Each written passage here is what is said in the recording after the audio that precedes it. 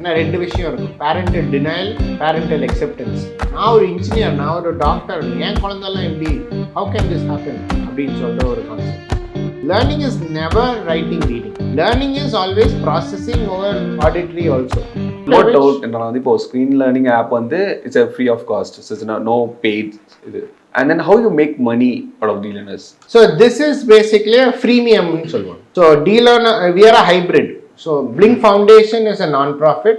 We identify children, we create awareness, and we kind of make the parents, make the school understand such children are there. Otherwise it's free.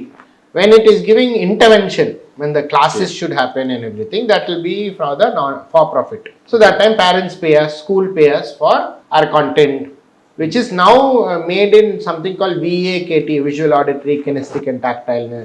Sonamari. It is also made like blended, immersive, live worksheet, physical worksheet, fully gamified. So that makes the whole child's learning experience excited. ஏன்னா நீங்க திருப்பியும் ரெமெடியல்னு சொல்லிட்டு புக்கை கொடுத்தீங்கன்னா அதை தானே என்னால் படிக்க முடியாது, நீ திருப்பியும் புக்கை கொடுக்குற அப்படின்னு சொல்றதுக்கு பதிலாக ஸ்க்ரீனில் நீ படிக்கலாம், கேம் விளையாடி படிக்கலாம் அப்படின்னு சொல்லும் போது motivation will be there. Because here I have the confidence, if I click I can hear someone read. இதே நான் புக்கை போய் கிளிக் பண்ணால் ஒன்றும் கிடைக்காது எனக்கு, ஏன்னா வந்து I need to read. So அந்த dimension shift, paradigm shift actually happened. So kids liked it. So there are more and more takers are there. Today we have more than 4,000 odd students using our platform to kind of educate themselves, both in government schools and private schools. Government schools eppadi aachuna, that is when we got incubated, we got an opportunity after NASSCOM. NASSCOM award was National Science and Technology Department.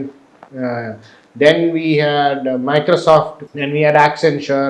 Ivungalamo, they backed the NASSCOM award. So whoever got that award, they also got opportunity to pitch to Microsoft, pitch to Accenture. So Microsoft found this very interesting, and I told, that time we were only working in about 6 schools.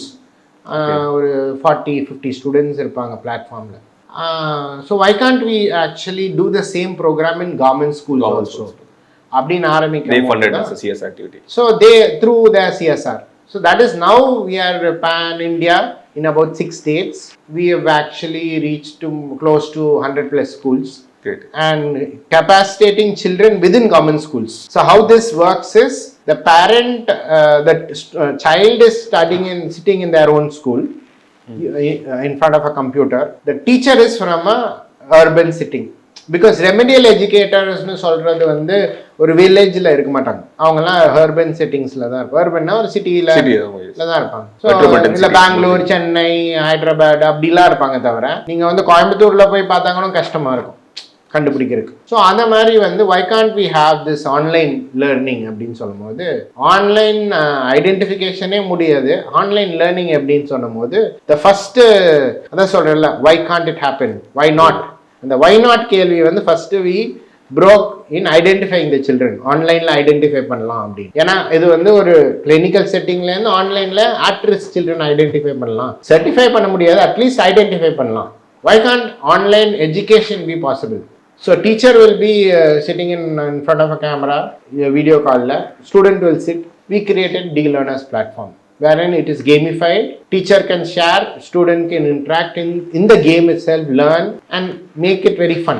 So கோவிட்ல வந்து online கிளாஸ்ன்னு சொன்னாலே 40 பசங்கள்ல ஒரு teacher கத்திட்டு இருப்பாங்க, come sit down, where are you going, open your camera, don't close your camera. chaotic situation அது. ஆமா. So அந்த ஸ்டேஜ்ல இருந்து this was a very structured program wherein at a given point there will be one-on-one only or 1:3 maximum. So அந்த ஒரு கேமிஃபிகேஷனோட பண்ணவோன்னா this actually got a lot of traction. So when you have been able to scale to multiple cities போகும்போது, when you mentioned right suburban, urban and tribal village and போகும்போது, so how you are able to support the area where doesn't have Wi-Fi connections, tribal communities போகும்போது?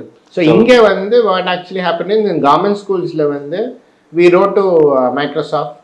Microsoft has this thing called 4-5 years, 3 years kapram they will start change hardware. So it will be well operating condition computers only, but they will be changing the hardware. So those computers will be sourced from them.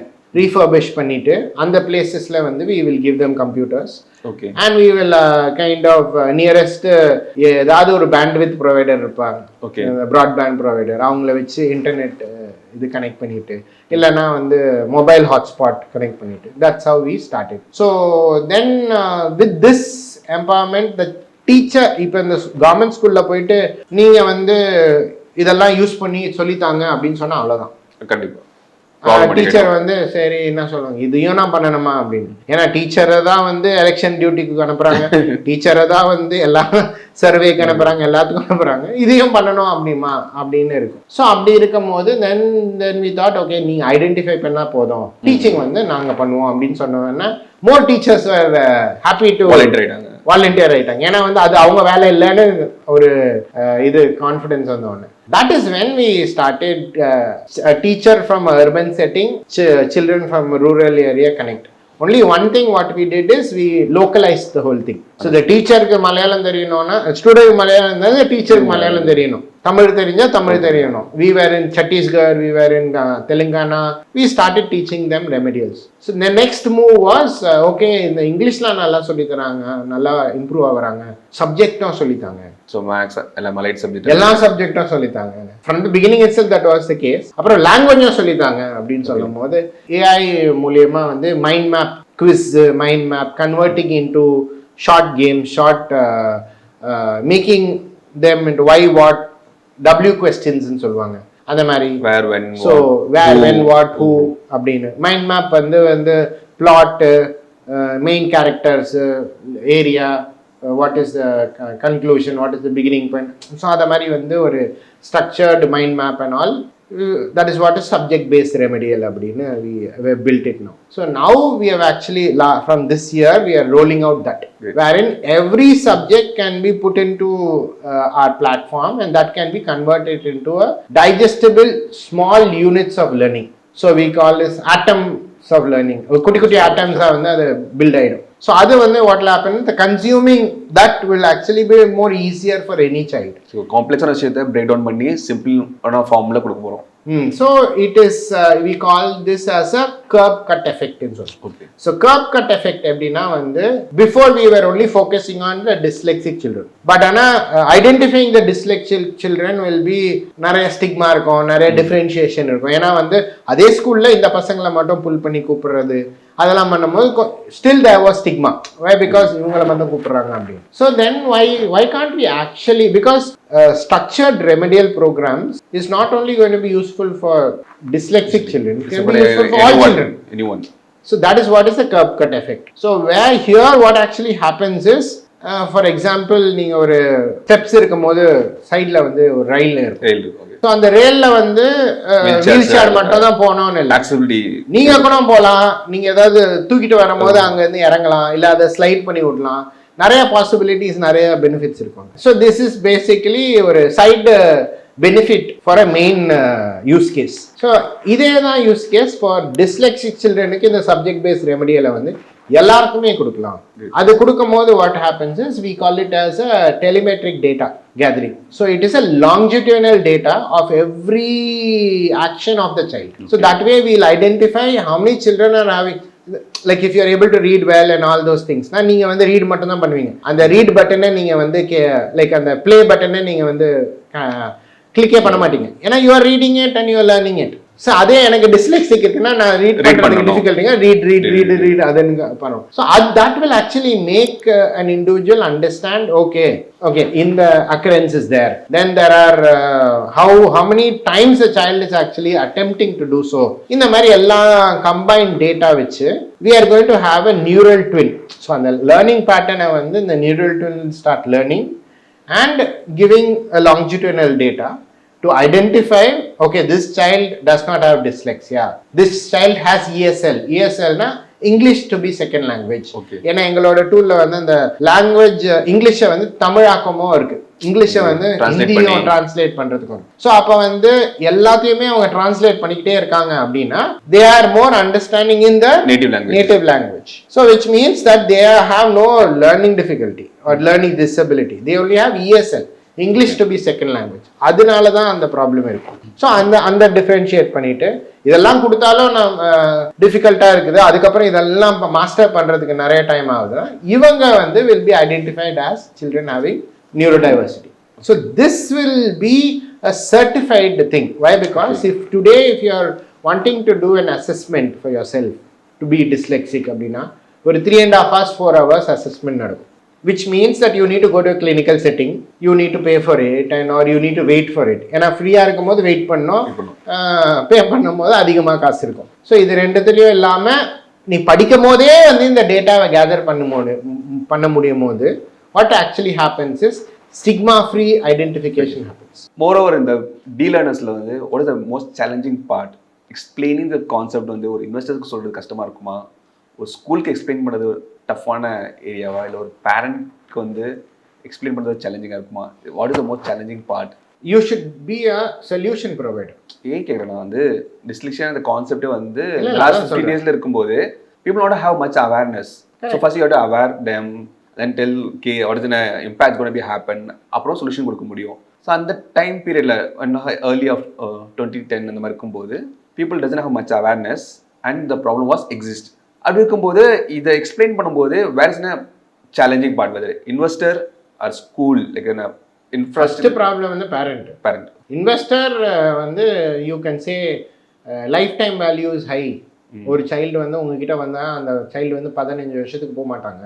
Like subject based remedial 3rd ஸ்டாண்டர்ட்லேருந்து வந்த குழந்தை வந்து college வரையும் அவங்க கூடயே இருக்கும் அப்படின்னு சொல்லும் போது it becomes a very irresistible proposition. ஏன்னா லைஃப் டைம் வேல்யூ ஒரு ப்ராடக்ட்டுக்கு நிறைய நாள் இருக்குதுன்னா then there's lot of possibilities of என்ன like humans wealth. Why? Because அவன் எவ்ரி மந்த் அவனுக்கு ஒரு ரெவென்யூ ஸ்ட்ரீம் வந்துடுச்சு. பட் ஆனால் you create an acquisition cost versus the revenue stream and it is more high, then you are actually a very good business. We call this as a cash கவ் பிஸ்னஸ்ன்னு சொல்லுவாங்க. So இப்போ எப்படின்னா நீங்கள் வந்து ஸ்விக்கியோ இல்லைன்னா சொமேட்டோவோ இல்லைன்னா பிளிங்கிட்டோ இல்லைன்னா ஓலாவோ எல்லாத்துலேயும் பண்ணும்போது acquisition cost for them more and more marketing பண்ணிக்கிட்டே இருந்தால் தான் அக்வயர் பண்ணிகிட்டே இருப்பாங்க தவிர, but the same customer every day he's going to come, every month he's going to come is a probability. It's not a sure short thing. But if you have a subscription base, retention base la higher retentions இருக்கும்போது value will be higher. So investor possibility or explaining them is very easy because they see the business only, they don't see, and there should be a problem fit, like market fit and problem solution. So either ரெண்டும் இருந்துட்டு then you have this lifetime value அப்படினு சொல்லும்போது, but it is a long game. Education by itself is a long game. Yes.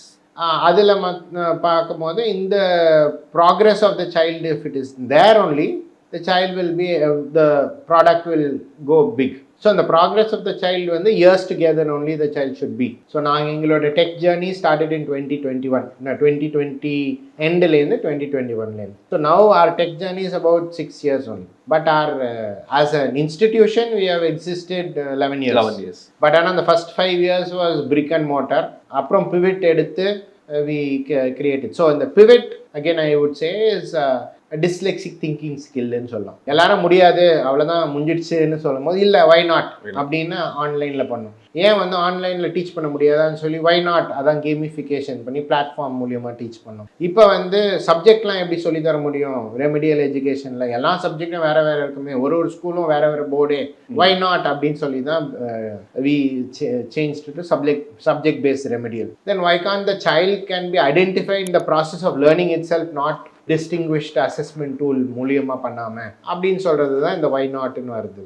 இந்த ஆஸ்பெக்டில் வந்து difficult people அப்படின்னு சொன்னால் investors ஒன்று. Next வந்து school. If we kind of fix the easiest சொல்கிறேன், first investor easy, next வந்து fixing the problem in your school அப்படின்னு சொல்கிறது ஈஸி. வெரி நைஸ் அப்படின்னு சொல்லிட்டு இவங்க அதை பார்ப்பாங்க அட்லீஸ்ட். அதில் வந்து progressive schools definitely adopt it also. இதில் வந்து the hardest nut to crack is parents. ஏன் அவனுக்கே இது வராது, ஏன் அதை அவன் பண்ண மாட்டான், எல்லாமே பண்ணுறானே, அக்செப்டன்ஸ் இருக்காது, acceptance, zero acceptance. So the major hard nut to crack அப்படின்னு சொன்னதுன்னா பேரண்ட்ஸ் தான். ஏன்னா 2 விஷயம் இருக்கும், பேரண்டல் டினையல், பேரண்டல் அக்செப்டன்ஸ். நான் ஒரு இன்ஜினியர், நான் ஒரு டாக்டர், என் குழந்தெல்லாம் எப்படி ஹவு கேன் திஸ் ஹேப்பன் அப்படின்னு சொல்கிற ஒரு கான்செப்ட். இன்னொன்று வந்து அதெல்லாம் அவன் ஏதோ ஆக்ட் பண்ணுறான், is doing every thing correctly, அவன் நல்லா விளையாடுறான், எல்லாம் நல்லா பண்ணுறான், படிக்க மட்டும் ஏன் பண்ண முடியாது. இந்த லேர்னிங் அப்படின்னு சொல்கிறதே வந்து we need to redefine. Learning is not writing or learning is not reading, learning is understanding. ஏன்னா 3000 வருஷத்துக்கு முன்னாடி எப்படி லேர்ன் பண்ணோம்? ரைட்டிங் ரீடிங் பண்ணோம் இல்லையே. 4000-5000 வருஷத்துக்கு முன்னாடி இட் வாஸ் ஒன்லி ஓரல், என்ன செவி வெறி கல்வி அப்படின்னு சொல்லுவாங்க. இந்த குருக்கள் எல்லாம் கேட்பீங்க, கேட்டு அதை வந்து ரியல் டைமில் வந்து யூஸ் பண்ணீங்க. ஸோ அதுதான் learning. Learning is never writing reading. Learning is always processing over auditory also or understanding by doing. So இதெல்லாம் வந்து is only learning. So these children are able to learn. அப்போ ஓவராலாக if they are able to answer, அதனால தான் இந்த new NEPன்னு சொல்லுவாங்க, national education policy is encouraging oral test also for such children, or regular test கூட ஓரலாக கூட இருக்கலாம். So understanding is what is the main concept of learning, is never reading writing. அதேமாரி disseminating the knowledge need not only be writing, it can be spoken, it can be made and shown as experiments, or it can be proven.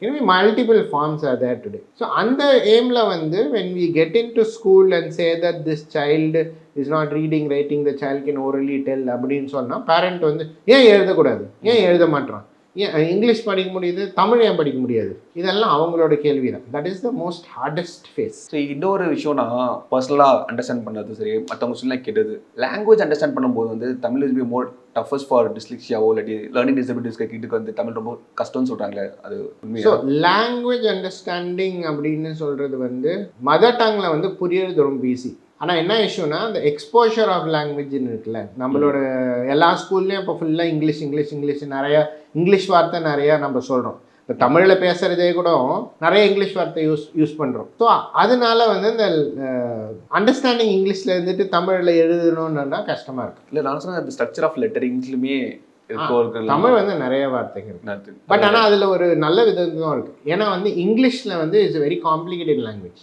Okay. ஏன்னா ஒரு வார்த்தை, ஒரு letter has multiple sounds. Like இப்போ ஏ சவுண்டே ஏ அப்படின்னு வந்து நிறைய sound இருக்கு சிலபஸ். ஸோ அந்த சிலபல் சவுண்ட் இருக்குல்ல, அது வந்து ஏ has 6 sounds.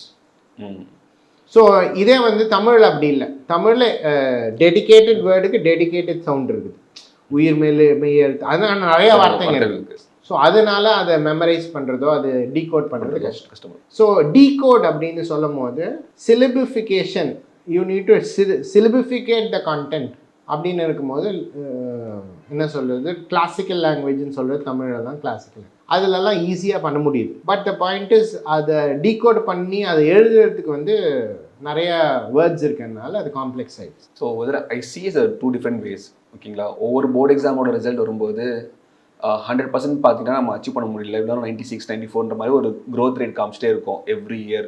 So last years I think 96.4% கிட்ட ரிசல்ட் ரேட் பாசிட்டிவ்ல வந்திருக்கு, எல்லாம் பாஸ் ஆயிருக்காங்க.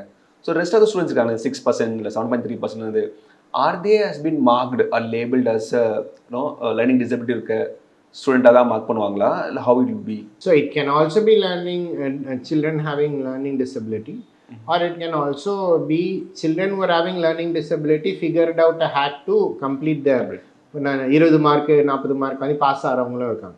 ஓகே. ஆனால் ஸ்கூல் ட்ராப் அவுட்னு சொல்லுவாங்கல்ல, எப்படின்னா அவங்க பாஸ் ஆகிட்டா வந்து பர்சியூ பண்ண மாட்டாங்க. அது வந்து பிகாஸ் ஆஃப் லேர்னிங் டிசபிலிட்டி. ஏன்னா வந்து ஒரு ஃபியர், ஒரு ஆங்ஸைட்டி, ஒரு ஃபியர், ஒரு வெறுத்துருவாங்க, அதான் நம்மளுக்கு வரலையே வேறு எதாவது பண்ணலாம் அப்படின்னு. ஏன்னா these kids are very talented. இவங்களே வந்து நீங்கள் வந்து அந்த 93%, 96% சொல்கிறீங்கல்ல, if you have an opportunity to make lot of children do oral test, will have 100%. Right. And we will actually have good marks from the 40 marks student. ஏன்னா இப்போ வந்து அந்த 40 மார்க்ஸ், ஏன்னா அவன் ஏதோ ஸ்பெல்லிங்கை கிறுக்கி ஏதோ எழுதுறதுனால, அதே பையனை ஓரலாக நீ வந்து சொல்லி அவன் புரிஞ்சதை வந்து டிசமினேட் பண்ண மாதிரி ஒரு ஆப்பர்ச்சுனிட்டி இருக்குன்னா the child will actually learn very well.